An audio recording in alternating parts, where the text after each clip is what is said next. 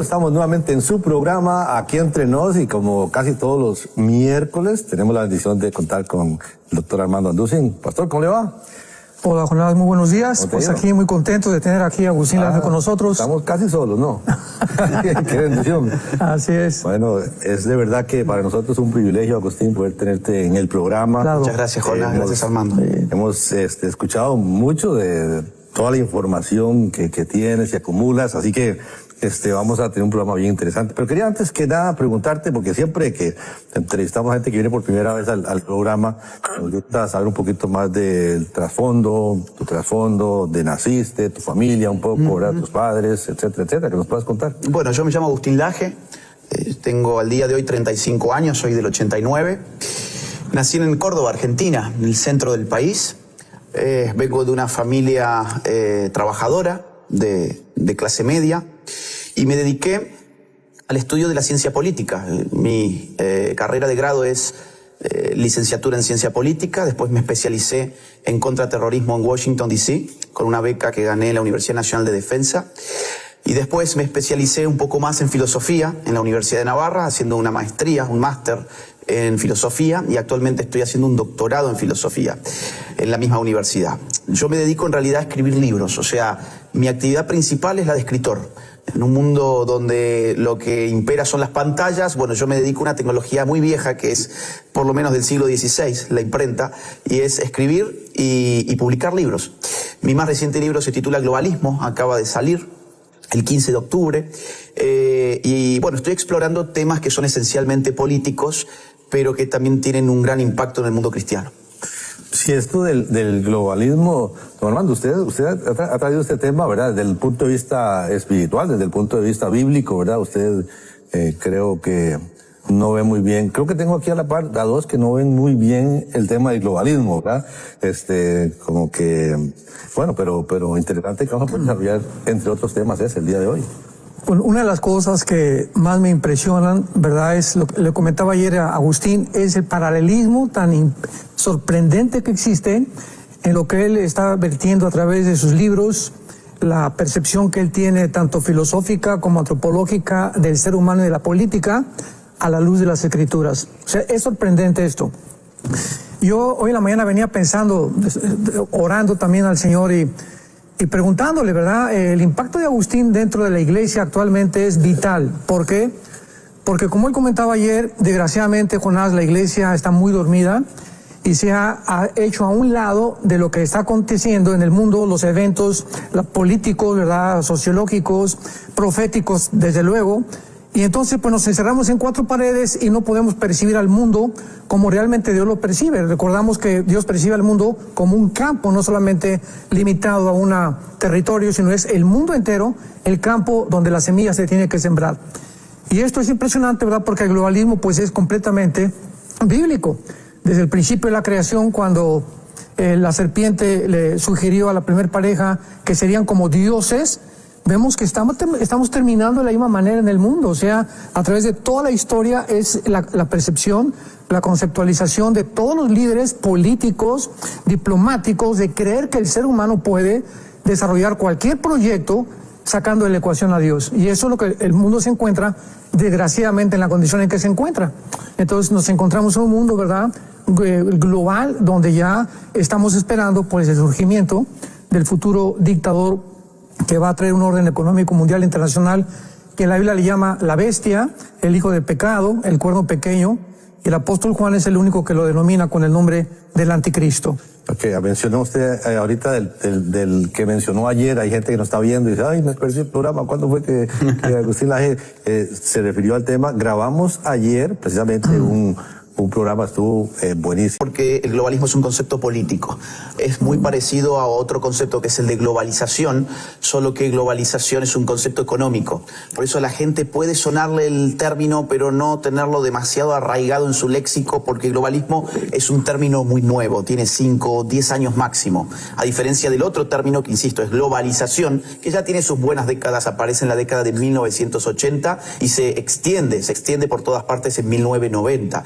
Globalización es un concepto económico que refiere a la aceleración de los intercambios comerciales a escala planetaria, y globalismo es un concepto político que refiere a la concentración del poder político en manos de organizaciones supranacionales y supraestatales.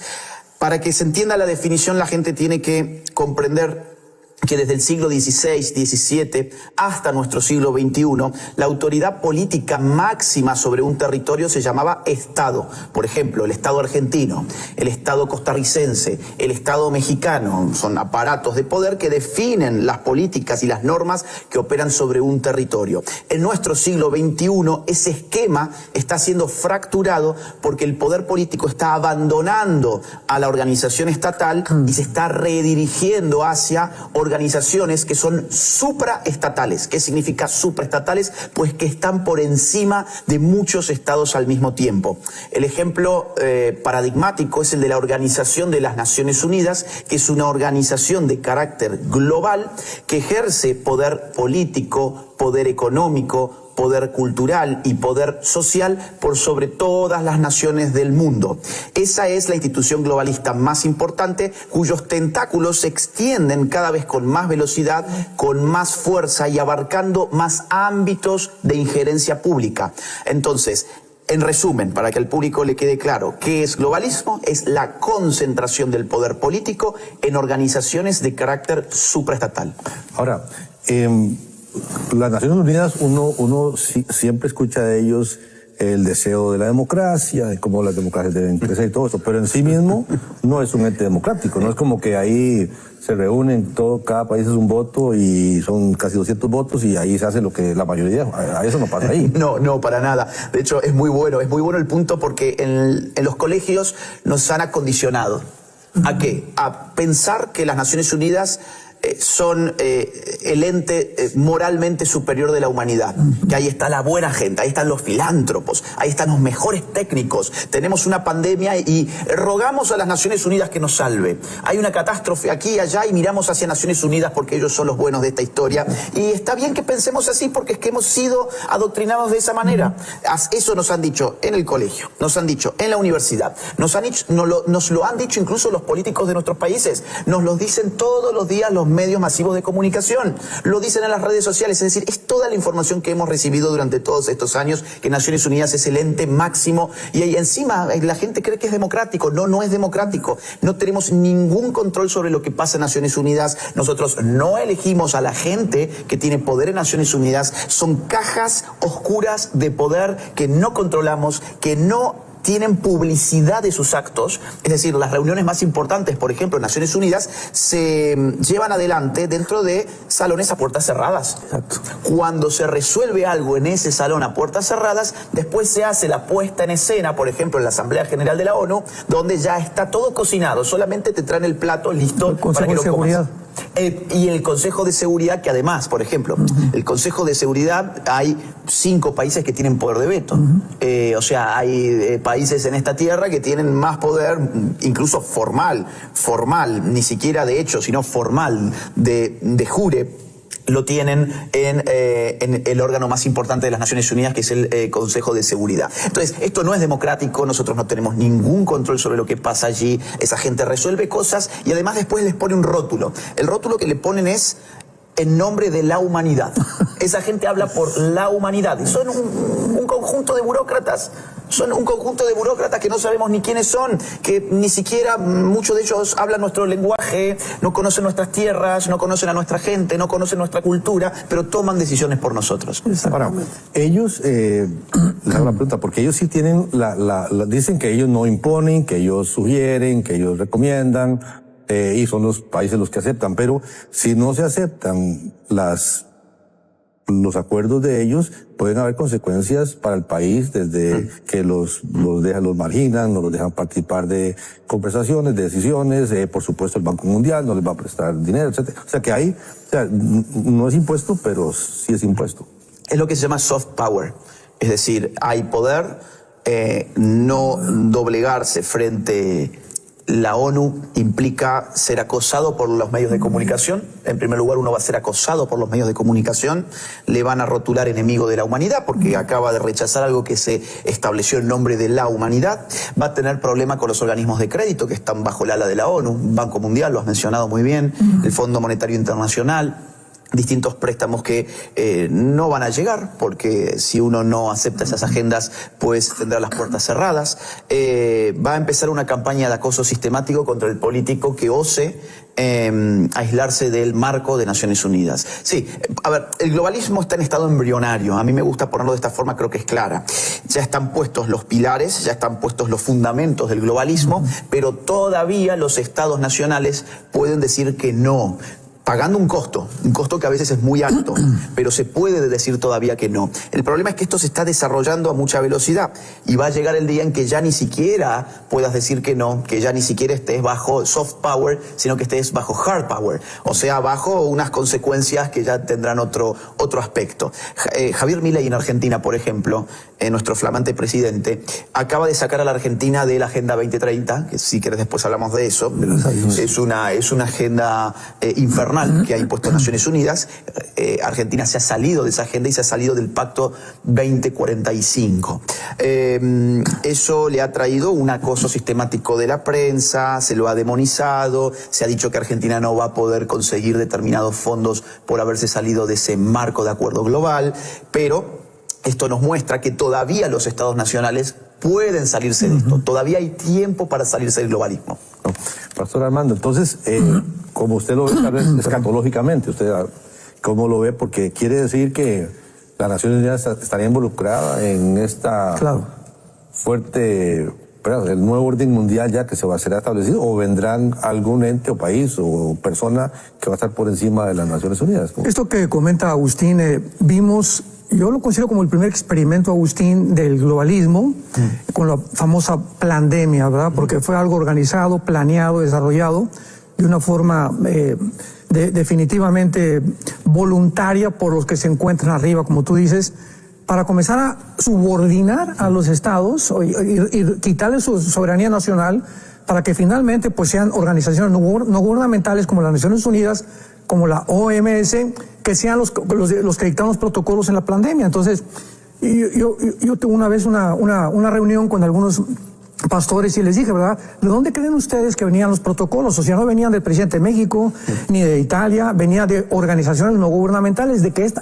¿A dónde se dirige el mundo con esto? O sea, vemos un plan, como dice él, correctamente embrionario, donde se está desarrollando y va a culminar, porque si la Biblia hace 2000 años, Agustín, el apóstol Juan en el libro de Apocalipsis claramente establece cómo va a terminar la humanidad. Esto es impresionante a la luz de todo lo que tú estás diciendo. ¿Cómo va a terminar la humanidad? Con un hombre llamado el Anticristo que va a establecer una marca.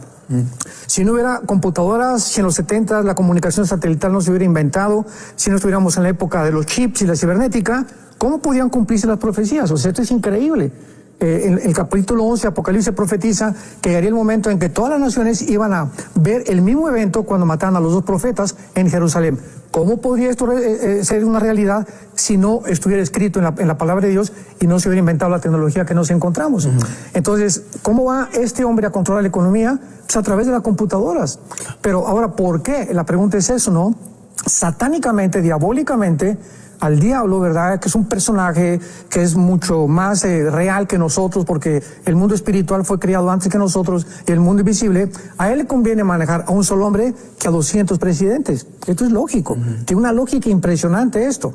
Entonces, él está reduciendo a las naciones para que se subordinen, nos rindamos completamente hasta que surja un solo hombre capaz, como en el siglo XXI, es la primera vez en la historia que un hombre pueda realmente, con la tecnología y la genética que tenemos, gobernar el mundo. Nunca antes, ni hace 10 años, un hombre podía ser capaz de gobernar el mundo como lo es ahorita en el siglo XXI. Agustín, usted menciona que está en un estado embrionario, ¿verdad? O sea, sí. si esto no aborta, o no sé quién no podría abortar, y no va a abortar. Esto va a seguir creciendo. ¿Qué tiene que ver, digamos, la Agenda 2030, por ejemplo, con todo esto? Miren, el tema de la Agenda 2030 es bien importante y es bien impactante que la gente no lo conozca. ¿Por qué? Porque es el marco gubernamental que se ejerce sobre todas las naciones del mundo en este momento. Y la gente no conoce, no le ha llegado nunca información. No se sientan mal por eso, es normal, porque los medios de comunicación del sistema han impedido que esto se debata. Esto no se puede debatir. Quien quiere debatir esto en medios de comunicación es cancelado de inmediato. Exacto. Pero hay algo llamado Agenda 2030 que se conformó en el año 2015. Se llama Agenda 2030 porque debe cumplimentarse a más tardar para el año 2030. Nace del seno de Naciones Unidas y está conformada dicha agenda por 17 objetivos y 169 metas. El antecedente de la Agenda 2030 es la Agenda de los Objetivos del Desarrollo del Milenio. Fue una agenda que también Naciones Unidas estableció para cumplirse entre el año 2000 y el año 2015. Por entonces, aquella Agenda del Milenio estaba compuesta por 8 objetivos. Pero como en el año 2012 se dieron cuenta que esos 8 objetivos no estaban ni siquiera cerca de cumplirse para el año 2015, lo que hicieron fue redefinir la agenda y estirarla hasta el año 2030. Síganme con esto porque es bien importante comprender para entender de qué va la estrategia, de qué va el juego. Año 2000, Agenda del Milenio, 8 objetivos para ser cumplidos a más tardar año 2015. Año 2012, como esos objetivos no se están cumpliendo, se redefine la agenda de cara al año 2030 y en lugar de morigerar, de moderar, de disminuir los objetivos y hacerlos más realistas, incorpora nuevos objetivos y metas y entonces pasamos a una agenda de 17 objetivos y 169 metas. Esto es tan absurdo, miren, esto es tan absurdo como si yo les dijera lo siguiente: Armando, mi objetivo para el mes próximo es comprarme un Ferrari rojo. Y Armando me dice, bueno, ¿cuál es tu ingreso mensual? Y yo le digo, $1.000. Y Armando me va a decir, bueno, está muy lindo el Ferrari rojo, pero es que no lo vas a cumplir porque con $1.000 por mes no podés comprarte un Ferrari rojo. Bien. Y yo le voy a decir, Armando, qué malo que sos, el Ferrari rojo es muy bueno, vos sos un anti-Ferrari rojo, por eso no querés que yo me compre el Ferrari rojo. Dentro de un mes nos volvemos a encontrar y Armando me pregunta, ¿y cómo te ha ido con el Ferrari? ¿Lo has podido comprar? No, ¿sabés qué, Armando? Vos tenías razón, el Ferrari rojo no lo pude comprar ganando $1.000 por mes, pero no te preocupes, ya he redefinido mi objetivo y para el mes próximo mi nuevo objetivo es comprarme la nave espacial de Elon Musk. Entonces uno diría, pero no seas tonto, no es así. Bueno, Naciones Unidas hace lo mismo. No puede con 8 objetivos maximalistas entre el año 2000 y el año 2015 y dice, no se preocupen, los vamos a redefinir para ahora sí poder cumplirlos. Y ahora son 17, son 169 metas y son además objetivos que están muy bien definidos para que nadie los pueda criticar. Porque, por ejemplo, el objetivo 1, el fin de la pobreza. Okay. Objetivo 2, hambre cero. Ok, muy lindo. El problema es que eso no se puede cumplir. El problema es que eso es una carta a Santa Claus. Es la carta que escriben los niños a Santa Claus que piden cosas impresionantes y son todas muy bellas, pero el papá no se las puede comprar. Bueno, es lo mismo. ¿Por qué juegan a este juego?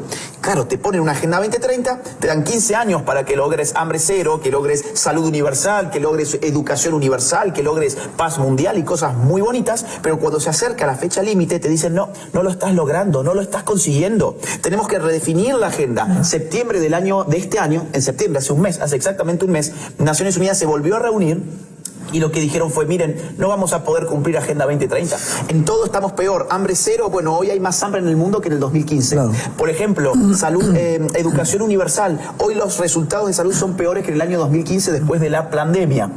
O por ejemplo, paz mundial. Hoy hay más guerras en el mundo que en el año 2015. Con lo cual no solo no se están cumpliendo, sino que estamos peor. Pero no se preocupen, ahora lo han redefinido y han dicho, tenemos una nueva agenda que es hasta el año 2045 y se llama Visión 2045. Entonces, ¿de qué va este juego? Este juego es muy simple de entender para quien quiere mirar. Te ponen objetivos hermosos, maximalistas, espectaculares para que no te puedas resistir. Claro. Los aceptás, no los cumplís y entonces te culpabilizan.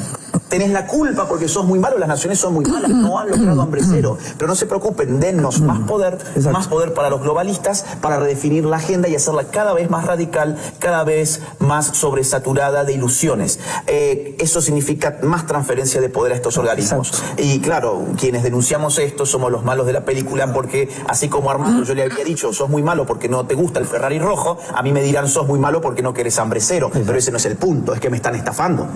¿Y cuál es el propósito? O sea, ¿cuál puede ser, o sea, o ponerse metas tan absurdas que estás diciendo, cuál puede ser el objetivo? Conseguir más poder. Claro. Más poder, porque si yo te pongo objetivos y metas de esas de esa índole inalcanzable, cuando no la cumplas, porque no la vas a cumplir, te voy a echar la culpa a vos. Exacto. Es decir, ¿de quién es la culpa de que no haya, digamos así, hambre cero, por ejemplo, o el fin de la pobreza? ¿Es la culpa de los burócratas de Naciones Unidas frente al gran público? No, para el gran público los burócratas de Naciones Unidas ni siquiera existen en su radar. El punto para ellos es la culpa de las naciones. Entonces las naciones deben ceder poder hacia los organismos internacionales, que son los que fijan estas agendas. Vamos al punto, veamos, muy inmediato, que es el de la pandemia. Muy inmediato. ¿De quién fue la culpa de cara al gran público? ¿De quién fue la culpa de las cuarentenas o de las experimentaciones con pinchazos? Voy a autocensurarme porque sé que estamos saliendo por YouTube también. Los pinchazos. ¿De quién fue la culpa de toda esta gente que hoy tiene efectos secundarios muy graves en muchos casos y que hay algunos que incluso les han arruinado las vidas? ¿De quién es la culpa? Para el gran público, la culpa es del gobierno nacional. Y en cierta forma es cierto. De cierta manera esto es correcto, pero solo de cierta manera, porque quien estableció las directrices para actuar con la pandemia no fue un gobierno nacional, fue algo llamado OMS, como dijo Armando, Organización Mundial de la Salud, que es el órgano especializado en asuntos sanitarios de las Naciones Unidas. Pero esto el 99% de la gente pues no lo conoce. Así es. Armando, se habla de un pasaporte, hablando de la OMS, se está hablando, mencionando de que va a haber un pasaporte para poder viajar y todo, que tiene que ver con las vacunas, más que todo, es como la información personal. ¿Usted cree que eso va a llegar a suceder?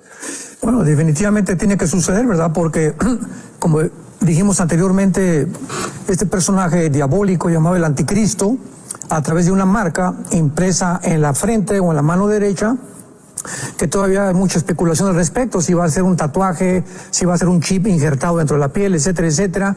Pero pues para que él pueda tener este control, tiene que forzosamente tener computadoras especializadas, ¿verdad? Y con la tecnología actualmente, para poder realmente determinar qué persona tiene o no tiene la marca. Entonces, como dijimos, ¿verdad? Este proyecto embrionario del globalismo nadie lo va a parar, porque todo esto va a desarrollarse, se va a convertir en un monstruo. Y lo que acaba de mencionar ahorita Agustín respecto a que han llegado a un estado tal de psicosis los gobernantes, como ejemplo lo de la pandemia. Decía el presidente de Estados Unidos, es que tenemos que hacer caso a la ciencia, el doctor Fauci, ¿verdad? Y yo en muchas ocasiones pude decir, es que esta no es ciencia. Me decían a mí, ¿por qué no te has vacunado? Digo, en primer lugar, porque no es una vacuna, y en segundo lugar, porque no es ciencia ficción. O sea, que por el amor de Dios, esto no tiene que ver absolutamente nada con la ciencia. Entonces estamos llegando a un punto de psicosis donde la descomposición mental y del alma del ser humano y espiritualmente está acabando y han llevado al mundo a la orilla de un abismo. Y es precisamente en el momento y en la situación en la que el mundo se encuentra actualmente. Por eso es tan sorprendente que podamos, Agustín y yo, él en el estado, en la percepción política, antropológica del ser humano, y nosotros bíblicamente, ¿verdad? Nos damos cuenta que realmente es como un sándwich, y donde coincidimos completamente en todo lo que está sucediendo en el mundo, y estamos tratando, ¿verdad?, de despertar la conciencia para que podamos ya abrir los ojos y nos demos cuenta, porque acordémonos la advertencia de Cristo en Mateo 24, como en los días de Noé, será la venida del Hijo del Hombre. Y Cristo a continuación enuncia algunas características que nos podemos preguntar. En ese tiempo comían, bebían y se daban en casamiento. Y uno se pregunta, bueno, ¿esto no es pecado? No dice, y estaban en el transgénero, y había la pedofilia. No, Cristo está mencionando características simples, comían, bebían, cosas que no es pecado. Sin embargo, el versículo que sigue, dice la Biblia, pero no entendieron hasta que viene el diluvio y se los llevó a todos. ¿Qué fue lo que la humanidad hace aproximadamente 3.500 años no entendió? Que no podemos sacar a Dios de la ecuación. Y así estamos en un mundo, Agustín, donde todos comen, beben, trabajan, se encierran en una burbuja en su casa, mis intereses, y viene Cristo a destruirnos la burbuja y a decirnos, yo no vengo a servirlos, a que me sirvan, vengo a servirlos yo a ustedes. Y el ejemplo que Jesús nos deja es ese. Tenemos que vivir por los demás. No es realmente nuestra vida la que importa la vida del mundo. Y si no abrimos los ojos ante un mundo que nos necesita y personas que hablen la verdad, el mundo no va a cambiar. Agustín, en el caso mío, bueno, soy hijo de pastor, desde desde que nací me llevaron chiquitico a la iglesia y ahí he estado por 68 años. Pero, o sea, que mi forma de ver las cosas está muy afectada positivamente, positivamente digo yo, por la Biblia. Conozco gente que son ateos, por ejemplo, se burlan de la religión, pero firmemente están en contra del aborto. Sí. Conozco cristianos que no tienen ningún problema con el aborto, igual la ideología de género, tus posiciones firmes, o sea, ¿dónde vienen? ¿De qué razón? ¿De qué estudio? ¿De dónde vienen tus posiciones? Mira, yo, abordo estos temas desde la ciencia política porque es mi pasión y configura además mi ámbito de especialización. Yo no entré en estos temas ni por una convicción religiosa, ni por una herencia familiar como ha sido tu caso. De hecho, yo me reencuentro con la fe varios años más tarde. Yo arranqué con esto, para que te des una idea, en el año 2005. O sea, la mayor parte de mi vida me la pasé dando estas luchas. En el año 2005 yo tenía 16 años y ya estaba escribiendo para diarios acerca de temas políticos. Yo me reencuentro con la fe a partir del año 2018, cuando tenemos la lucha contra el aborto en Argentina. Yo tenía mis posturas pro vida muy claras, todas ellas argumentadas desde el ámbito secular, es decir, ninguna de ellas basada en temas teológicos o bíblicos, pero ya a partir del 2018 empiezo a comprender que lo que yo pensaba que era un campo absolutamente político, en realidad estaba cruzado por aspectos teológicos, por aspectos espirituales. Y también empecé a comprender que nuestros enemigos no era verdad que fueran ateos. Muchos de nuestros enemigos en realidad juegan para otro equipo, vamos a decirlo de esa manera. Juegan para otro equipo, sirven a otro tipo de fuerza. Lo hemos visto ahora en la asunción de Sheinbaum, por ejemplo, en México, ¿no? La cantidad de rituales que se han hecho allí. Lo hemos visto en las elecciones de Gustavo Petro en Colombia, la cantidad de rituales que se han hecho allí. Los vemos en la cantidad de brujería que hay en torno a la dictadura castrista, por ejemplo, la brujería que hay en torno al chavismo en Venezuela. Estamos frente a socialistas, ateos. No, estamos frente a socialistas que tienen sus creencias religiosas, las ocultan en muchos casos, en muchos otros no, pero juegan en otro equipo. Poderes espirituales de maldad.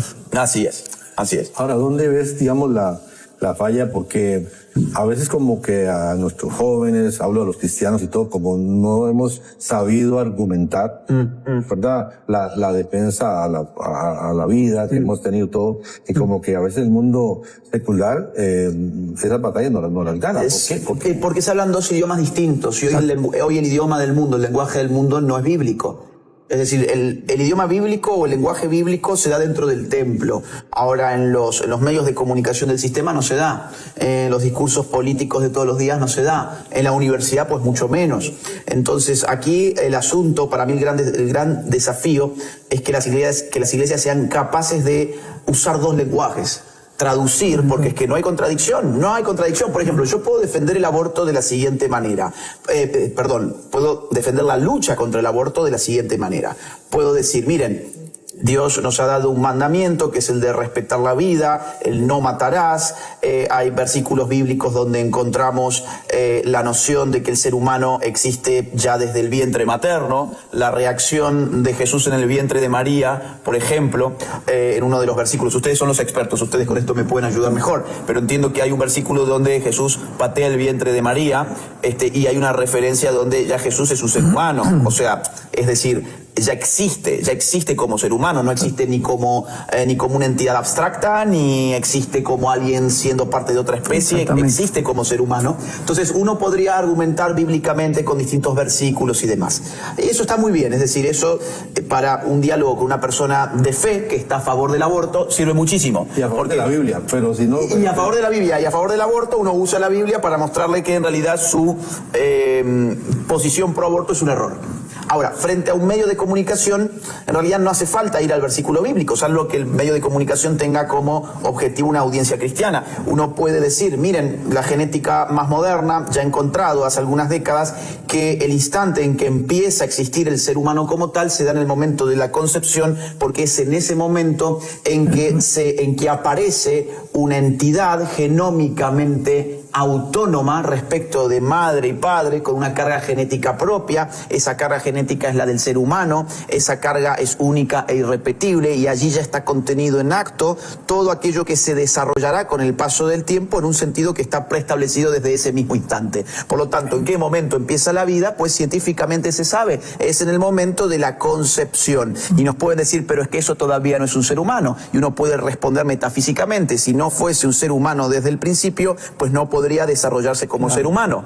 No existe, por ejemplo, en teoría celular, la idea de que una célula puede cambiar de especie. Las células no cambian de especie, por ejemplo. Entonces, fíjate cómo desde la genética, pasando por la metafísica, hablando también de teoría celular, yo ahí ya no recurrí a la Biblia y simplemente estoy diciendo una evidencia que es que la ciencia, esto es ciencia pura, o sea...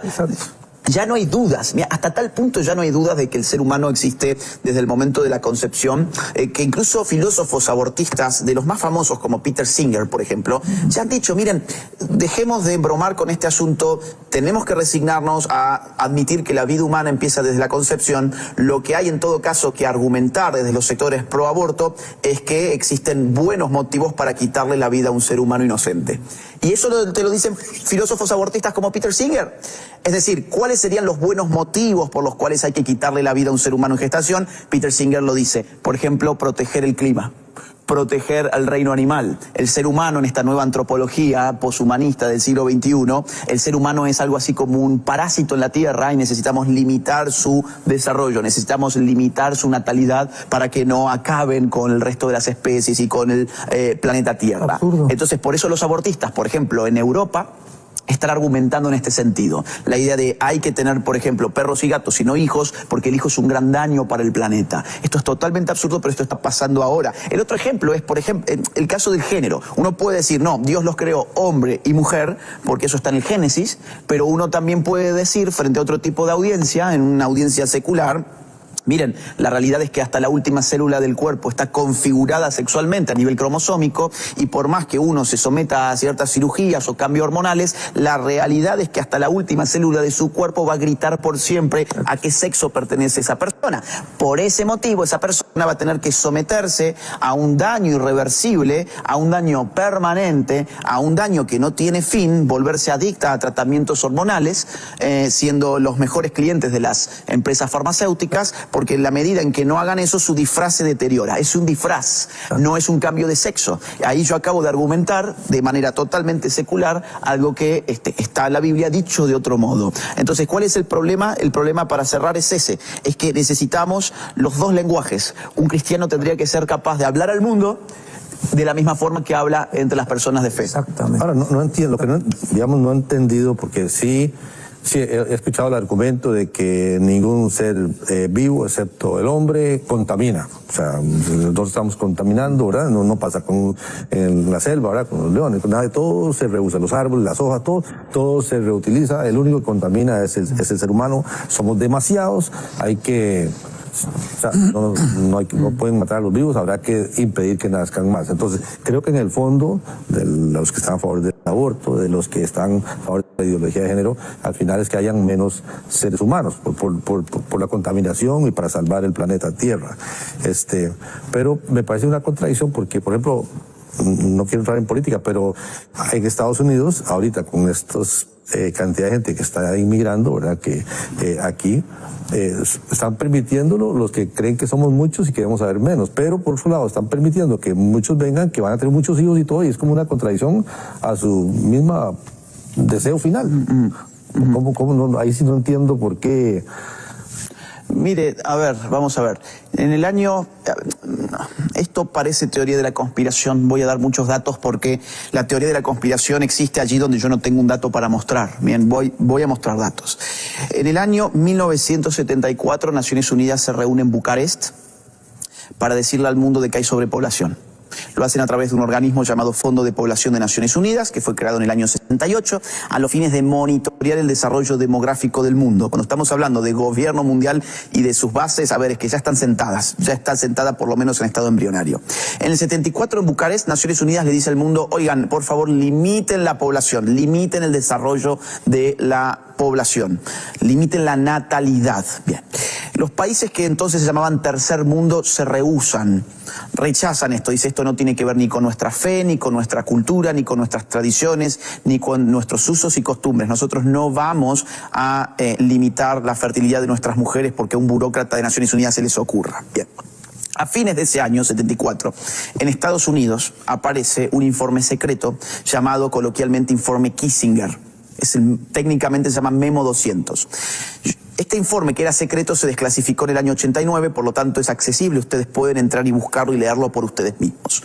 ¿Qué dice este informe? Básicamente que el mundo está sobrepoblado y que Estados Unidos tiene que ponerse a la cabeza del control natal, tiene que hacer políticas mundiales para disminuir la natalidad en el resto de los países. Entre las causas de la afección de esta supuesta sobrepoblación aparece el tema de la contaminación, ya en el año 74, aparece el tema de la inmigración. Estados Unidos, por ejemplo, en su frontera con México, ¿qué le conviene a Estados Unidos? ¿Que nazcan cada vez más mexicanos o menos mexicanos? Bueno, pues menos mexicanos, porque cuanto más mexicanos en México, más presiones migratorias hacia el norte. Esto va de suyo. Otros asuntos de población tenían que ver con los recursos naturales. El informe Kissinger dice que, insisto, esto fue escrito por Henry Kissinger para Nixon en el año 74. Le dice que los recursos naturales son limitados y que más población en el tercer mundo significa más consumo de esos recursos que se ubican geográficamente en el tercer mundo. Entonces, ¿qué tiene que hacer el gobierno de Estados Unidos? Promover una nueva ideología que sugiera a la gente que necesita tener familias cada vez más chicas, que necesita además impulsar distintos métodos, entre ellos, dice el informe hacia el final, ninguna nación ha podido reducir su natalidad sin recurrir al aborto. Ese es el cierre del informe. En el año 94, Naciones Unidas vuelve a la carga con una nueva conferencia de población y desarrollo, solo que esta vez lo hacen en el Cairo y esta vez tienen éxito. ¿Qué le piden a las naciones del mundo? Entre otras cosas, legalizar el aborto a más tardar para el año 2015. Esto es un pedido de Naciones Unidas hecho en el año 1994. En el año 1995, Naciones Unidas vuelve a reunirse en otro marco llamado Cuarta Conferencia Internacional de la Mujer. Esto se va a dar en Beijing. Allí lo que va a pedir Naciones Unidas es que algo llamado enfoque de género se aplique de manera universal y de manera transversal en todos los ámbitos, tanto del Estado como de la sociedad civil. O sea, nuestra famosa ideología de género es también una petición de Naciones Unidas que data del año 95. ¿Cómo está la natalidad hoy en Occidente después de este rapidísimo raconto que acabo de hacer? La natalidad está destrozada. España, por ejemplo, yo vivo la mitad del año en España. España tiene 1,1, 1,2 hijos por mujer. Vos necesitas por lo menos el doble de natalidad o de fertilidad para poder recambiar tus generaciones. 103.000 niños españoles abortaron en el último año, nacieron solamente 400.000. O sea, solo con una política llamada aborto disminuiste el nacimiento en más de 20%. Este país, Estados Unidos, bueno, hoy la fertilidad en Estados Unidos está en 1,6 hijos por mujer. Insisto, vos necesitas 2,1, 2,2, 2,3 para poder recambiar la población. O sea, aquí en Estados Unidos también se está a la baja. Mientras tanto, están promoviendo ideologías LGBT, que todas esas ideologías y todas esas letras de esa sigla tienen un común denominador, que es la infertilidad. Llámense diversos, apoyen las familias diversas, pero todo eso no es diversidad, es mismidad. Por ese motivo no reproduce. Lo verdaderamente diverso es lo que reproduce. Hombre y mujer somos diversos, por eso reproducimos. Todo eso que te han vendido como diversidad en realidad es mismidad. ¿Qué cantidad de LGBT entonces hay ahora en los Estados Unidos? Bueno, en marzo de este año, Gallup, que es una encuestadora de las más importantes del mundo, hizo una investigación muy interesante porque quería constatar qué porcentaje de LGBT había en cada generación. La más anciana, que son los baby boomers, tenía 3% LGBT. La mía, los X o la generación millennial, tenemos, mejor dicho, 9% LGBT. Ahora bien, la generación Z, que son los adolescentes de hoy, tienen 22,3% LGBT. O sea, casi un cuarto de la población joven de este país en los próximos años no se va a reproducir. Eso genera un problema, que es cómo mantenemos las pensiones, cómo mantenemos el salario de nuestros ancianos, cómo mantenemos el seguro social, cómo mantenemos a la gente no productiva. Bueno, ahí entra el asunto de la migración. Por ejemplo, en el caso español, abren las fronteras y entran desde África. Entran aparte de civilizaciones que son incompatibles con la civilización cristiana. Entra gente que después termina siendo un grave problema para los nacionales, y esto tampoco se puede decir porque uno se convierte ipso facto en un racista o en un xenófobo o en un fóbico de algo. Pero el plan es clarísimo, y ya estamos viendo sus efectos. Esto ya no es una opinión mía, son datos de la realidad. Esto es lo que está pasando. Está muy linda la banderita multicolor, es hermosa, claro, la vemos flameando por aquí y por allá. Está muy lindo el pañuelito verde del aborto, y pensar que esto va de los derechos de la mujer y que esto va de los derechos del niño trans. No, esto va de natalidad, y esto está siendo impulsado por lo menos desde la década del 70 del siglo pasado. Wow. Me gustaría preguntarle a los dos, esta es una pregunta que interesa al medio de comunicación cristiano. ¿Qué papel juegan las religiones en esta agenda global? No sé quién quisiera. Es una pregunta muy, pero muy importante desde el punto de vista de cualquier disciplina académica, porque es una de las palabras más controversiales, más mal interpretadas y más mal traducidas hasta ahorita. Por ejemplo, nosotros vemos en la Biblia de qué forma fue Dios, ¿verdad?, como el soberano, el creador y sustentador del universo, es el que nos ordena y nos dice cómo acercarnos a Él.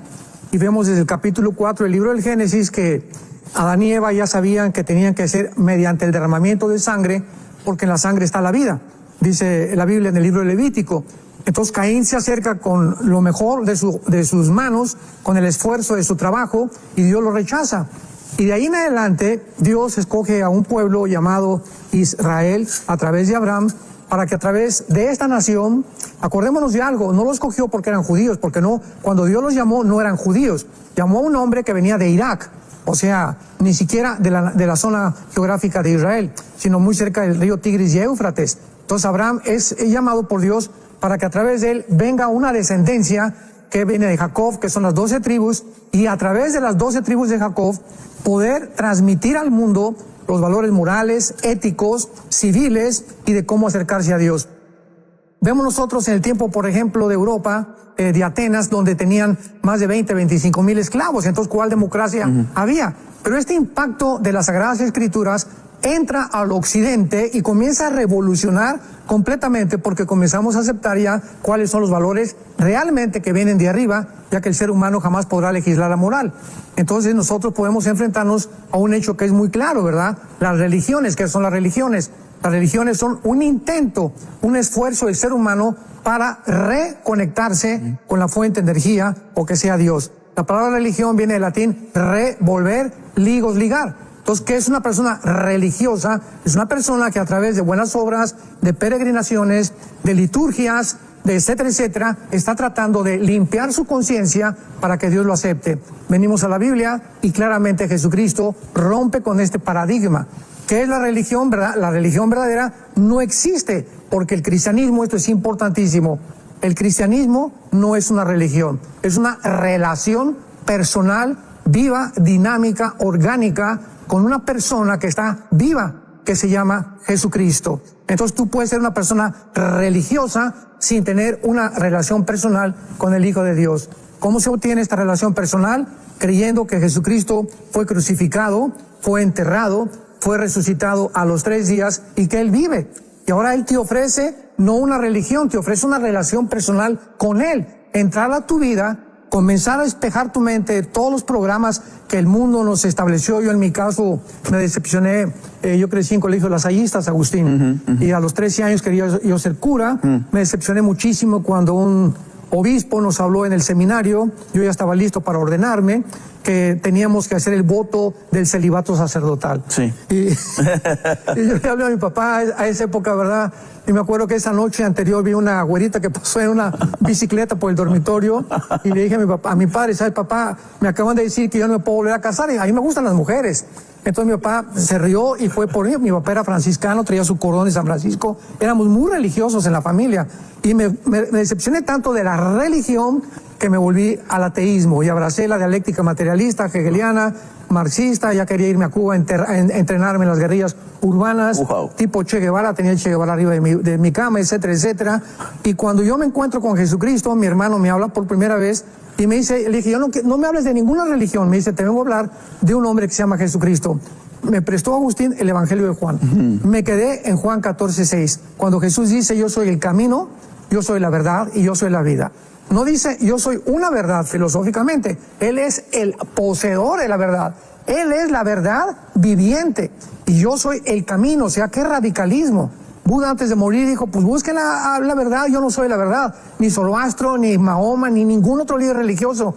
Y eso me apasionó tanto que caí de rodillas hace casi 49 años y le dije a Jesucristo, mi vida existencial es un desastre, te necesito, entra a mi vida con mi Salvador.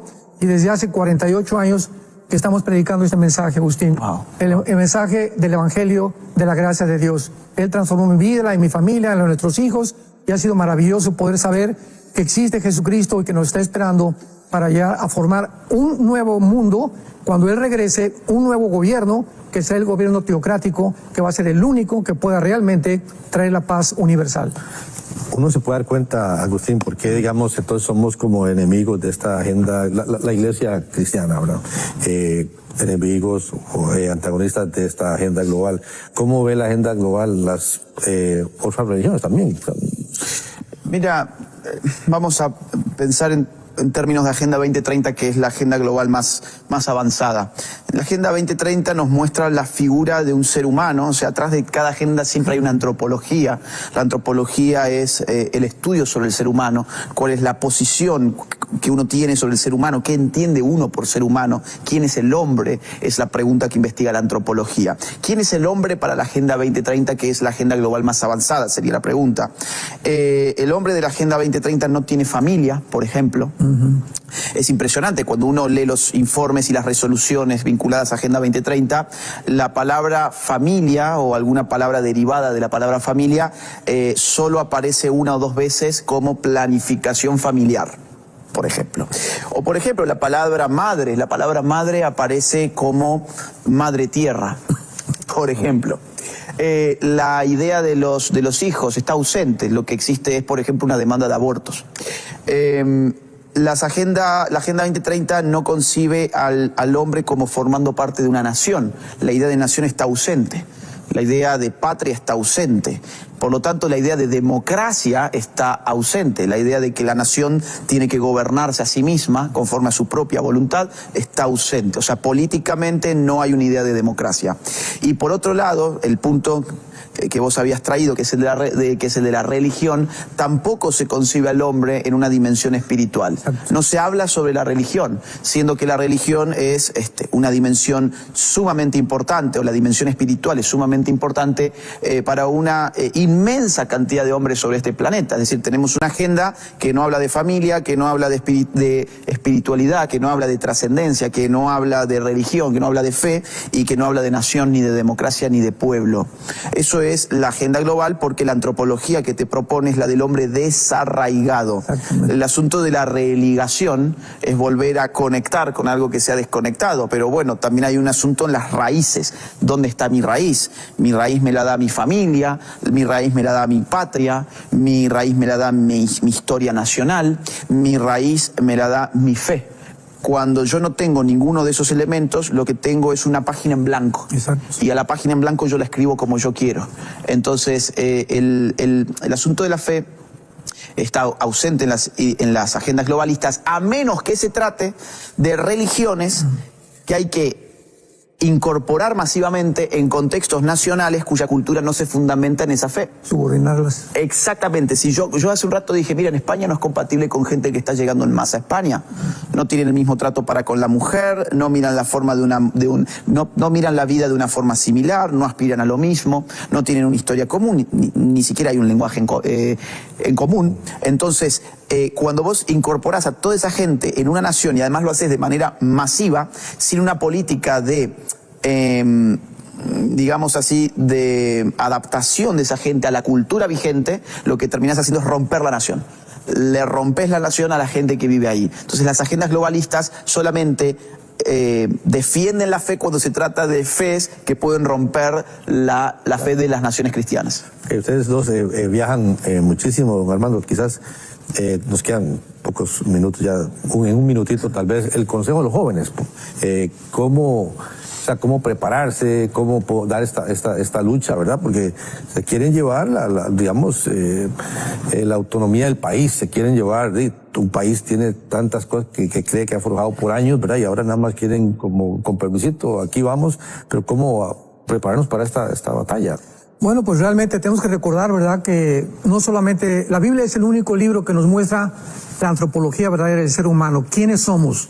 Y la Biblia nos muestra que somos espíritu, tenemos un alma, vivimos dentro de un cuerpo. Y cuando descubrimos que la parte espiritual fue rota desde la creación por el pecado, William Shakespeare llamaba el defecto trágico, Sigmund Freud el medio ambiente, Carlos Marx la lucha de clases, la Biblia le llama pecado, que es lo que ha roto la relación entre Dios que te ama y nosotros como seres humanos. Y hay una barrera entre el ser humano y Dios, que es el pecado. Y las religiones, el propósito es tratar de brincar esa barrera y llegar a Dios sin la forma como Dios lo estableció, mediante la muerte de su Hijo Jesucristo en una cruz. Entonces, este es el mensaje del Evangelio, que tú necesitas venir a Jesucristo. Jesús dijo en Mateo 11:27, nadie conoce al Padre sino el Hijo, y aquel a quien el Hijo lo quiera conocer. Entonces, nadie puede conocer a Dios si antes no conoce al Hijo, que es Jesucristo. Es Jesucristo el mediador, el que nos lleva al conocimiento del Padre y el que nos inspira y el que nos revela el carácter inmenso. Imaginémonos la mentalidad de Dios, que sus pensamientos no son otros pensamientos. Tú necesitas arrepentirte de tus pecados, joven que me escuchas, darte una media vuelta. El arrepentimiento significa una vuelta de 180 grados en el camino que tú llevas y volverte a Dios, al Dios de Abraham, de Isaac, de Jacob, al Dios y Padre de Jesucristo. Pedirle perdón por tu vida, creer que en esa cruz Él murió en tu lugar a través de su sangre y pedirle que entre a tu vida, porque Jesucristo es el único personaje de toda la historia humana que murió descompuesto completamente, su cuerpo no pudo deshacerse como cualquier muerto humano le sucede, ¿verdad? Una descomposición inmediata, sino que Él se levanta a los 3 días con un cuerpo completamente resucitado, nuevo, glorificado, y nos enseña que esa forma es la que vamos nosotros a resucitar también. Así que es Jesucristo, tu única esperanza, es la única esperanza, no hay esperanza ninguna otra en el mundo más que la vida resucitada del Hijo de Dios. Bueno, y en el área civil, política, a los jóvenes, ¿qué recomiendas? Mira, me quedé pensando, ahí voy a ese punto, pero me quedé pensando en lo último que habíamos mencionado sobre la religión. Y recordé que hace 2-3 semanas veía en el aeropuerto de España una pancarta, una publicidad, una propaganda, que demostraba a una mujer musulmana con el rostro tapado, ¿no? Bueno, de la forma en que ellos se visten. Y la inscripción era algo así como: la manera en que miras a los inmigrantes es también una forma de racismo y xenofobia. Yo pensaba, la gente, los islámicos llegan a nuestros países y cuando mucho, en todo caso, uno puede mirar porque le llama la atención ver a una mujer con el rostro tapado. Si eso me vuelve un racista, un xenófobo, pues según esa propaganda, sí. Ahora, ¿qué le pasa a los cristianos que van al país de ellos? A nosotros no solamente nos miran de esa manera, es que nos matan. Y nadie está cubriendo en medios de comunicación la matanza, el genocidio que hay contra cristianos en Medio Oriente.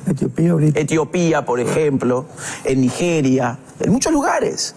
No aparecen en los medios de comunicación, porque la matanza es contra cristianos. Claro. Frente a mirar a alguien que está con todo el rostro tapado en un país occidental, eso te vuelve un racista. Pero no tenés idea de que a los cristianos los están acribillando en muchos lugares del mundo mientras nosotros estamos hablando esto ahora. Entonces, ¿de qué va el asunto globalista con el tema de la fe? De eso va. De culpabilizar a Occidente por cómo mira a una persona que se viste de una manera llamativa. Ahora, mientras tanto, los nuestros los acribillan allí. Para los jóvenes, mira, yo diría lo siguiente. La política importa. Es decir, no es indiferente a quién vota uno, no es indiferente lo que pasa en el cuarto oscuro, en las urnas, y los cristianos tienen que aprender a votar como cristianos. No todas las opciones dan lo mismo. Es decir, un cristiano que vota a alguien abortista tiene que rendir cuentas por eso. Yo escuchaba, por ejemplo, a Joe Biden hace 4 años pedir el voto de los católicos. Y él les decía, yo soy católico y yo también puedo comulgar y yo hice la comunión y ese tipo de cosas. Y los católicos fueron y votaron por Biden. Mayoritariamente. El mismo presidente que el primer día en la Casa Blanca habilitó fondos para financiar abortos en México. Exacto. ¿Cuántos cristianos hoy están pensando en votar por políticos que promueven las agendas de la ideología de género? Pues esa gente es cómplice, es promotora, aunque no lo sepa, es promotora de que a niñitos hoy se los esté mutilando. Exactamente. Entonces, es importante que el cristiano conozca sobre su fe, la palabra de Dios, pero también es importante que la aplique en el mundo real. Claro. Y el mundo real incorpora la dimensión política. Entonces, mi llamado a los jóvenes, sobre todo, pero toda la gente en general, es por favor reconcíliense con lo político, porque si no siempre terminamos votando por nuestros propios verdugos. Terminamos votando por los enemigos de nuestra fe sin darnos cuenta, por pereza muchas veces, porque es que no tenemos tiempo para informarnos. Mentira, si estamos mirando TikTok todo el día, si estamos mirando los Reels todo el día, si estamos mirando Netflix y el techo todo el día. No es que no tenés tiempo, es que no tenés ganas, porque sos un perezoso. Por favor, den tiempo a esto, infórmense sobre lo que pasa, porque nadie puede hacer nada con lo que pasa si en primer lugar no sabe qué es lo que pasa. Wow. Bueno, muchísimas gracias a los dos, de verdad que ha sido una bendición. Bueno, reconcíliense con el Señor, reconciliémonos con la política. Me enseñaron a mí en la iglesia que la política era satánica, así que yo creo que hay que reconciliarnos con ambos. Nos vemos mañana, si lo permite, nuevamente aquí entre nosotros. Muchas gracias. Muchas gracias.